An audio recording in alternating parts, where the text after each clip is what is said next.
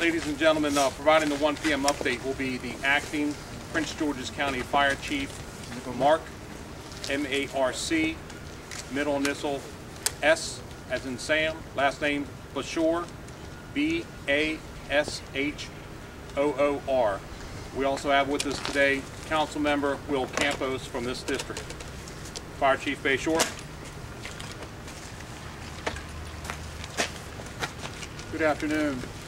This morning at 3:50 in the morning, Prince George's County Public Safety Communications received multiple 911 calls for fire coming from the house that's to my left. In the house at the time were 7 individuals. 5 of those were able to self-evacuate themselves from the house. 2 were not. Within 4 minutes of the dispatch, fire EMS units arrived on the scene. Firefighting and rescue crews were able to successfully pull the 2 individuals out of the house. That was a 9-year-old female from the first floor and a 13-year-old female from the second floor. All of the individuals were checked out by EMS personnel. 1 refused transport from the scene, did not need to be seen for medical attention. All of the others were transported to area hospitals. Unfortunately, the 9-year-old female has succumbed to her injuries at Children's Hospital in Washington, D.C. There were over 75 personnel operating on the scene. They were here for several hours. Fire investigators have completed their investigation, determined that the cause is of an accidental nature. However, pending the routine autopsy results of the 9-year-old, we will not release the exact cause, and it will officially remain as under investigation. We also had a 44-year-old male fire lieutenant that was transported from the scene for second-degree burns to the feet. He was treated and released from MedStar, Washington Hospital Center MedStar. Additionally, we had an adult male volunteer firefighter from the Hyattsville station, dislocated a shoulder. He was also eventually transported, treated, and released from a local hospital. Here shortly, fire EMS crews will be in the neighborhood as part of our, I call it routine, part of our routine post-incident neighborhood intervention program, going door to door, canvassing the neighborhood, making sure that everybody has a smoke alarm in their home, making sure that they have access to safety information, and that they have the opportunity to talk to the personnel that are here. It's a sad day for the neighborhood, sad day for us. I can tell you there was a hardwired smoke alarm in the home, and one of the occupants does recall hearing the smoke alarm, although that, in this case, did not wake him up. The smoke woke him up. Can't answer why that happens, sometimes it does, but in this case there was a working smoke alarm, and we're glad to have seen that. But we're going to be canvassing the neighborhood to make sure everybody has what they need. In a minute, I'll open up for questions. I want to give the opportunity for Councilman Will Campos to make a few comments. Chief. Folks, this is by far one of the toughest things that we ever come across in positions like mine. A little louder, Will. Sorry. I was saying a couple things. First, if you will indulge me, I'll be repeating the same thing in Spanish as well, because we do have Spanish media here. It was a Latino family, if I'm not mistaken, who's suffering through this now. And what I was saying is that by far this is very well the toughest thing that we have to deal with in these types of positions whenever we see something like this.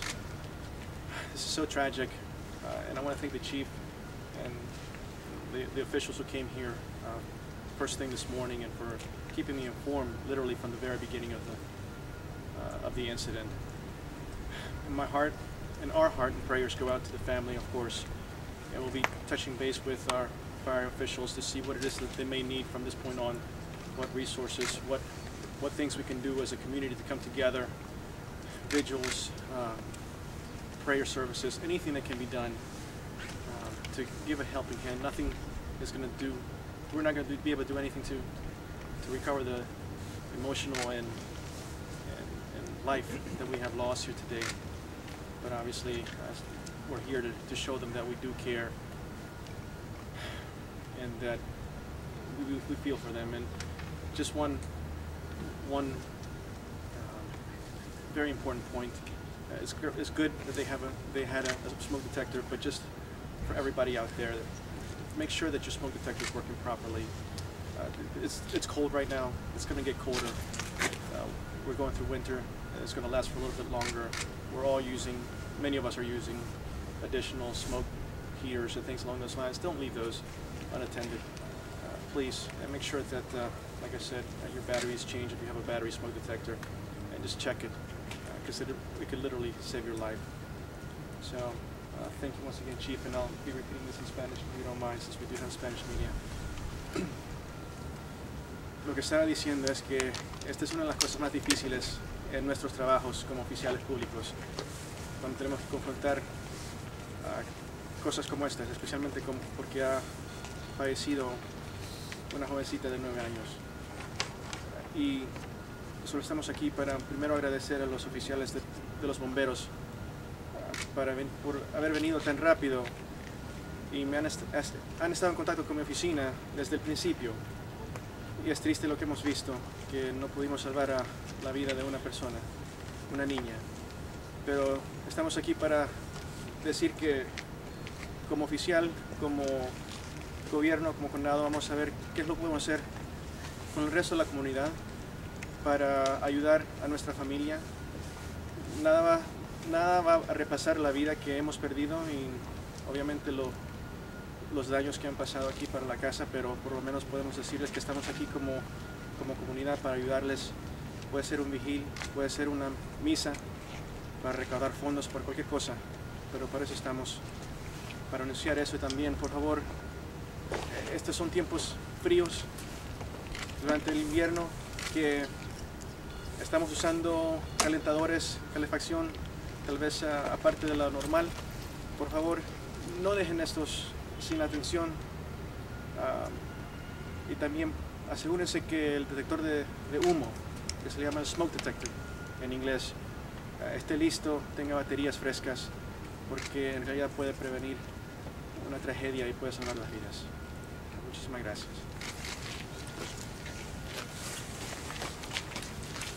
Before I take questions, I'm going to update you on the victims that I forgot there in the beginning. The parents were a 41-year-old male and a 33-year-old female. We're not going to give out names right now. They're still being treated at a local hospital. A 30-year-old male was the uncle. He was able to get himself out as well. One of the 13-year-old twin females is in very critical condition. She has been transferred to the hyperbaric chamber in Baltimore. The other 13-year-old and the 4-year-old are improving. They're in serious condition, but improving, both of them at Children's Hospital. So we'll open it up for any questions. Just from eyewitnesses, they were recounting that the fire spread very quickly, that they looked, first thing they saw was a flicker, and then it was engulfed. Can you, I know you can't tell us the cause, but can you describe for us the nature of what happened and why it may have spread so quickly? A lot of these older homes made out of all wood in a lot of cases, and once it gets to, as you can see there, it got to an open porch area, and that just feeds once it gets the air, and once that fire has the opportunity to spread, it does so very quickly. So when you have these, the older homes especially, that have a lot of wood, the wood porch railings, unfortunately it spreads very quickly. I know the council member was saying that we've got more cold weather in front of us. Is there a warning, is there a lesson to be learned from this about anything that may have been used in the house or anything that may have contributed to this? No, I want to be clear, there's no indication that a heating device in this particular case was involved. It does appear to be accidental, but his warning is well suited for the time of year. Heating sources are our second leading cause of fires in Prince George's County and nationwide. So at this time of year where folks are trying to stay warm and sometimes do things that they wouldn't normally do, we do need to encourage everybody to be careful, use common sense with keeping yourself warm, and maybe instead of plugging an extra heater in, put an extra layer on. Can you tell us where it talk about started? where the fire started and where it spread, the best of your ability? I know it's still under investigation, but did it start on the ground floor, upstairs? It appears to have started on the ground floor in the general area where the 9-year-old was found. The 12-year-old that was pulled out was on the second floor. The 9-year-old was on the first floor. Do you know what room the 9-year-old was in? Did it appear that she was... She was found in the dining room. You mean, are they 12 or 13? 13, I'm sorry. And are they 5 or 4?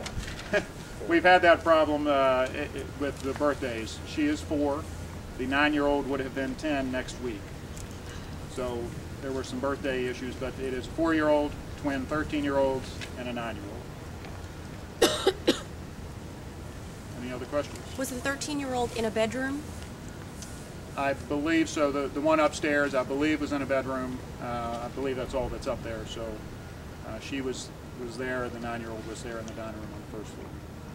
Yes, sir. I heard that EMT guys and firefighters dropped through the roof at the same time as teams. Was that the case? Same time as what? As a team. I'm not aware of them dropping through. The injured firefighter from Hyattsville had a dislocated shoulder where he slipped on the ice on the roof. I'm not aware of it falling through the roof. There's no indication to me that occurred. Chief, what is the hyperbaric chamber? Tell us about it. The hyperbaric chamber is where they take patients that have a significant smoke inhalation injury. That gives them the opportunity to be in an advanced treatment facility for just that type of, that chamber is designed for just that type of injury. So the nature of their injuries are more smoke-related than burn-related? The one in Baltimore has burns over 20% of her body and significant smoke inhalation. And how about the other 13-year-old? The other 13-year-old was all smoke inhalation. She is improving at this point. And how about the 4-year-old? The same, smoke inhalation improving. They were the ones that were able to be self-evacuated with the parents. Is that often the case, Chief? I know you don't know if that's the smoke is the problem before people even wake up. Smoke, and that's why we are really preaching the smoke alarms. Smoke is, in a lot of times, what patients succumb to before anything else. That is the first thing that'll get to you, and that's why the smoke alarm is really important, to have that as your first indicator. But a lot of times the smoke is what gets you first, and then potentially the burns are next. Chief, the victim who said that person heard a smoke alarm, did they say where that alarm was in the house? No, ma'am. I know the fire investigators verified there was a smoke alarm in the home. It was a hardwired smoke alarm. There was no battery backup to it, which is something we encourage, but there was no indication that there was any electrical problem as far as service to the house, so it should have been functioning properly if it was maintained properly. Which involves cleaning and all the different things that they need to do. Can you confirm if they're from El Salvador? Are they from El Salvador? I don't know where they're from. The 9-year-old, I did not give you the name, did I there, Mark? No, not yet. Okay. The 9-year-old is Kimberly Hernandez, but I cannot verify the country of origin.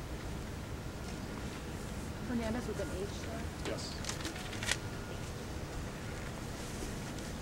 Any other questions? Yes, Kimberly, EY or Y? I'll verify that with you. Firefighters are going to be going door to door here shortly. They're behind me now. They have a plan where they will split up in crews. The local companies are here. I've given the opportunity for all the officials that are here to escort a couple of the crews, and Mark Brady will take care of giving you more information on that. We also do have some translators available if indeed we have residents that are unable to communicate with the crews. I know you can't release the exact cause of fire, but is there a general sort of... Accidental. Accidental is the best I can give you right now, and that's routine, pending the autopsy results. That's partially out of respect for the family, but it's the routine and what our procedure is. Okay? Thank you very much.